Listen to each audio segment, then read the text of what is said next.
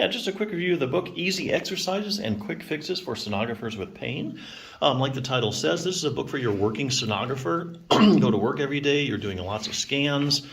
Either A, you have pain somewhere due to your scanning, like in your wrist, your elbow, your shoulder, your neck, or your low back. Or if you just want to prevent having a problem, let's say you're new to scanning and you know people in the business, that have been in it a while, they have a lot of aches and pains. You want to avoid getting to that point.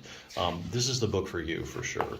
It doesn't really matter what kind of scanning either. Whether you do cardiac sonography, OB/GYN, whatever. This is for anybody who just does a lot of scanning. Book starts out briefly talking about the problem. In a nutshell, it's saying this book is heavily evidence-based, quoting a lot of studies, and year by year, you have these surveys of sonographers, and they're showing that sonographers have a high rate of musculoskeletal injuries, due to the work they're doing. Survey after survey, year after year, is still, nothing's changed. So it goes around, why is that? So it divides it basically. They talk about external factors. Even though we know this is a big problem, and people talk about solutions, there's still nothing that's really taking a bite out of the whole problem.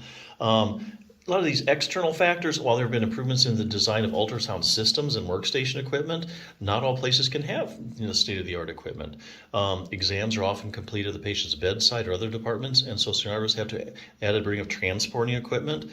Sometimes it's just where you're going. If you have to go to the ICU or a bedside, that presents a lot of challenges. The rooms, are cluttered. You're trying to get your machine around, trying to get in a good, safe position. Even though we can talk about safe position for sonographers, a lot of situations you just simply can't get in those safe positions, and you have to do what you have to do. Staffing changes, or even things like, hey, you need to do so many scans a day, whether it's reasonable or not, you need to do it. So those are the kind of the external factors that really you can't change. So this book says, okay, that's fine. Problems have been around for decades, but what are we going to do about it? Well, let's concentrate on the internal factors, the things you can change.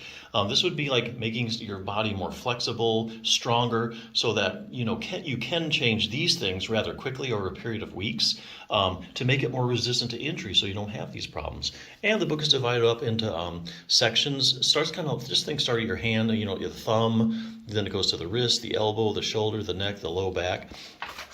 So this book isn't intended to be a comprehensive treatment program for every ache and pain, a sonographer would have. It's taking just the major, most stressed out parts of a sonographer's body, and it's giving you good, quick treatments that are evidence-based that you can do for it. For instance, let me just go through this real quickly, like the thumb, starting with the thumb joint, base of the thumb. If you have problems there, it shows you a simple distraction technique that'll unload your joints.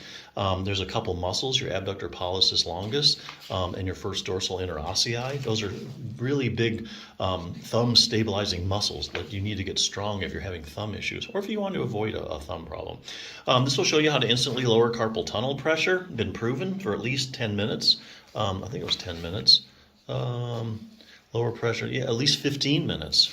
So the study had you do this technique, and you can lower pressure in your carpal tunnel at least 15 minutes.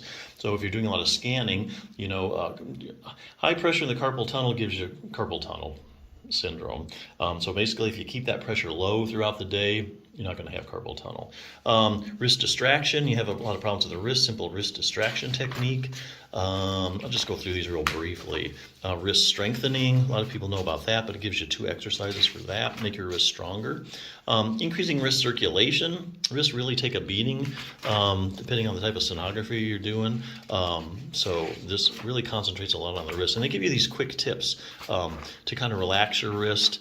Here's a massage technique using a tennis ball, other self-massage. Just takes a few minutes and get the circulation going.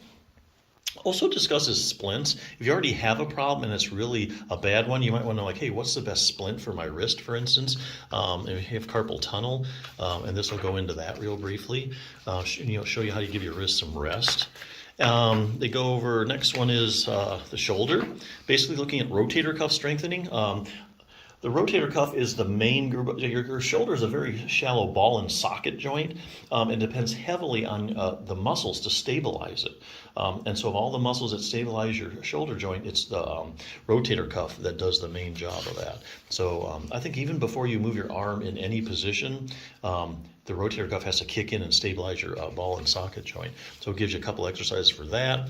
Your shoulder rests upon not a platform, but basically your shoulder works off of your scapula. So if your scapula isn't very strong, then you can all have rotator cuff problems and other issues as well. Shows you how to do some scapular stabilization exercise. And it goes over some of the 4 critical stretches for your shoulder. Goes into the neck, goes into a strengthening exercise for your neck you can do at home. And all these things you can do at home. You know, it just takes a few minutes. Stretches, and then also lastly ends with the low back. Particularly, she does have some stretches, but really goes into multifidus strengthening. So the multifidus muscles of the back are the key stabilizers of the spine. A lot of people don't know that. Strengthening your multifidus is a proven way to prevent and treat low back pain. So here again, there's a lot of stuff here. This is all evidence-based, of course, a lot of literature. If you want to avoid a problem or you want to treat an existing one, all the major kind of problems sonographers have, I mean, this is a great book to check out. So there you go.